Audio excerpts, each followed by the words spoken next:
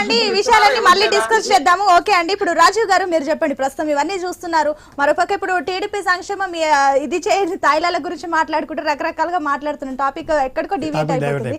Yes, మీరు ఏమంటారు? ఇప్పుడు సంక్షేమం వైపు చూడాలా, అభివృద్ధి వైపు చూడాలా, ఏంటి అసలు ఏమంటారు? ఒక రాష్ట్రానికి దేనికైనా కానీ సంక్షేమం అభివృద్ధి రెండు కళ్ళు లాంటివి. నేను ప్రతి దాంట్లో చెప్పుంటాను చాలా విశ్లేషణలో కూడా. ఏమిటంటే ప్రజల్ని సంపదలో భాగస్వాములను చేయాలి కానీ వాళ్ళని యాచకులను చేయొద్దు. వాళ్ళు సంపద సృష్టించుకునే వాళ్ళు సంపాదించుకునే విధంగా వాళ్ళని మార్చాలి. కానీ వాళ్ళు ఎప్పుడు నాకు గవర్నమెంట్ ఏ పథకం ఇస్తుందా, ఈ పథకం వస్తుంది, ఏం పథకం వస్తుందా, ఆ పథకం మీద ఎంత ఉంటుంది, ఇది చూసుకుంటూ పోతే అభివృద్ధి అనేది కుంటుపడుతుంది. నేను ఒక పార్టీకో ఒక రాష్ట్రానికో చెప్పడం కాదు, ఓవరాల్గా ఒక దేశం అభివృద్ధి చెందాలి అంటే రాష్ట్రాలన్నీ డెవలప్ అయితేనే కదా. రాష్ట్రాల్లో కూడా ఏంటంటే అభివృద్ధి రెండు ప్యారల్గా సాగాలి. ఇటు కంపెనీస్ వస్తూ ఉండాలి, ఇటు ఆ అభివృద్ధి ఫలాన్ని పంచినప్పుడు తప్పలేదు. ఇప్పుడు ఎందుకంటే మన రాజ్యాంగం ప్రకారం ఏదైనా ఒక ఫలితం ఒక పథకం కానీ ఏదైనా అట్టడుగు వర్గానికి చేరాలి. అంటే మనం పేదవాడికి లేనివాడికి అన్నం పెట్టాలి, లేనివాడికి విద్యా వైద్యం అన్నీ కల్పించాలి. ఎట్ ది సేమ్ టైం వాడికి కావాల్సిన ఇన్ఫ్రాస్ట్రక్చర్, రాష్ట్రం డెవలప్ అయ్యేదానికి కావాల్సిన ఇన్ఫ్రాస్ట్రక్చర్, కంపెనీస్ వచ్చేదానికి కావాల్సిన ఇన్ఫ్రాస్ట్రక్చర్, ఇవి రెండూ ఉండాలి. ఎందుకని అంటే మనం ఇప్పుడు పథకాల మీద అప్పులు చేస్తూ పోతూ ఉంటాం. ఇప్పుడు తెలంగాణ గవర్నమెంట్ చూడండి, ఇప్పుడు ఎంత ఈ 10 daysలో కూడా కొంత అప్పు చేసింది.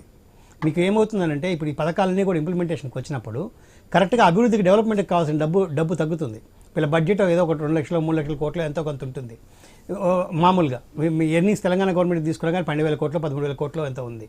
మీకు ప్రణాళికావేత వ్యయము కొన్ని చూస్తే మీరు ప్రణాళికేతర ఎర్నింగ్స్ కొన్ని చేస్తున్నారు. అది స్టాండర్డ్ ప్లానింగ్ కాకుండా రెగ్యులర్గా వచ్చే కాకుండా ఏం చేస్తున్నారంటే కొన్ని అమ్మేస్తున్నారు, కొన్ని అమ్మి ఆ బడ్జెట్లో తెచ్చి పెడుతున్నారు. ఎందుకు అంటే ఇప్పుడు సంక్షేమం పెరుగుతూ ఉందో ప్యారల్గా ఏం చెప్తుందంటే వాళ్ళకి వచ్చే రాబడి సరిపోదు, ఇవి ఫుల్ఫిల్ చేయాలి. ఇవి ఫుల్ఫిల్ చేయకపోతే అక్కడ గవర్నమెంట్ మళ్ళీ ఫామ్ కాదు, జనాల వ్యతిరేకత వస్తుంది. ఇది ఫుల్ఫిల్ చేయాలంటే అప్పులు ఏం చేస్తున్నాము, ఇప్పుడు ముబ్బడిగా అప్పులు తెచ్చేస్తున్నారు. ప్రతి రాష్ట్రాలు చేసే పని. ఈ మధ్యకాలంలో మీకు తెలుసో లేదో మీకు తెలిసే ఉంటుంది, మీకు ఒక 1 year back 2 years back central government కూడా రూల్ పెట్టింది. ఎఫ్ఆర్బిఎం నిధులు అంటే వేరే దేశాల నుంచి తెచ్చే ప్రపంచ బ్యాంకుల నుంచి వీటిని తెచ్చే నిధుల మీద కూడా కోత పెట్టింది, ఒక క్యాప్ పెట్టింది.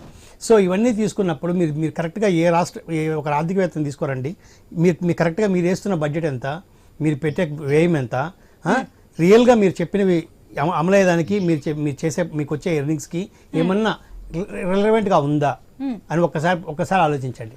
ఎందుకంటే ఈ మధ్యకాలంలో ఏమైపోతుందంటే తాయిలాలు ప్రకటించడం, జనాలకి ప్రకటించేసి డబ్బు రూపంలో పంచడము అంటే నాట్ ఓన్లీ ఏపీ, ఎక్కడ ఓవరాల్గా చెప్తున్నా, ఇవన్నీ పంచడం వల్ల ఏమవుతుందని అంటే అభివృద్ధి ఖచ్చితంగా కుంటుపడుతుంది.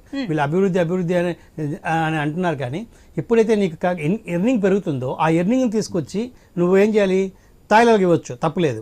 ఎట్ ది సేమ్ ప్రతి ఇయర్ కూడా ఇది ఎంత పెరుగుతుంది, మన అప్పులు ఎంత చేస్తున్నాము, మనకి ఎంత ఎర్నింగ్ వస్తుంది అనే దాని మీద కూలంకషంగా ఆలోచించాలి. జనాలు కూడా నాకు ఫ్రీగా వస్తుందంటే నీకు ఫ్రీగా ఎక్కడి నుంచి వస్తుంది?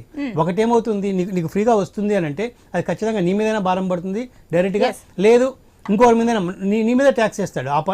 ఇంతకుముందు మనం రోడ్డు ఎక్కితే ట్యాక్స్ లేదు, ఒక 10-15 years బ్యాక్ ఇన్ని పనులు ఉన్నాయి. ఇప్పుడు రోడ్డు ఎక్కితే మనం టోల్ కడుతున్నాం, హోటల్కి వెళ్ళి ఫుడ్ తింటే సెస్ కడుతున్నాం, జిఎస్టీ ఉంది. ఇప్పుడు అల్టిమేట్ గా చూడండి మనం ఎన్ని పనులు ఎంత కడుతున్నాం. అదేమవుతుందంటే ఓవరాల్ గా తీసుకొచ్చి నీకు ఇచ్చే రూపాయి ప్రజల మీద నీ నుంచే భారం పడుతుంది. ప్రజల్లో మార్పు రానంత కాలం, అలవాటు పడినంత కాలం ఈ ప్రాబ్లమ్స్ ఉంటాయి. మళ్ళీ అక్కడికే వద్దాము. డాక్టర్ శ్రీధర్ గారు కూడా మనతో పాటు జాయిన్ అయ్యారు, జనసేన నాయకులు. నమస్తే.